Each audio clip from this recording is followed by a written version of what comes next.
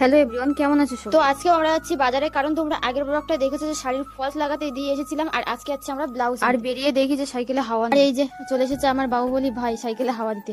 ও না পারছিল না, ওই জন্য আমরা অনেক হাসাহাসি করছিলাম। তারপরে কোয়েল আমাদের বোন ও এসে হাওয়া দিচ্ছিল, আর পাম্পারটা না অনেকটাই টাইট ছিল। এট লাস্ট অনেক কষ্টে হাওয়া দিয়ে আমরা যাচ্ছি বাজারের দিকে। এটা হলো বাসিরাম বাজার। এখানেও প্রতি বছর দুর্গাপুজো হয়, বাট এবছরের প্যান্ডেলটা অনেক ছোট করে দেখলাম রাধাকৃষ্ণের মন্দির। এই মন্দিরটা না আগে ছিল না, এখন বানিয়েছে, আর অনেক সুন্দর লাগছে। আর আসার সময় দেখি সাইকেলে হাওয়া নেই, সাইকেলটা লিক হয়ে গেছে। কি আর করবো, আমরা যা মোটা মানুষ ওইভাবেই চালিয়ে। আমরা না 3টে সেম ব্লাউজ নিয়ে এসেছিলাম, আমাদের ঠিকঠাক পছন্দ হয়নি। আমরা ভেবেছিলাম কাকিরও পছন্দ হবে না, তো কাকির রিয়াকশনটা তোমরা দেখো। দিচ্ছি আমার চয়েস না, এই যে এটা দিদার চয়েস, ঠিক আছে? আমাদের চয়েস, আমার চয়েস না কিন্তু, তাই কোন মারবা।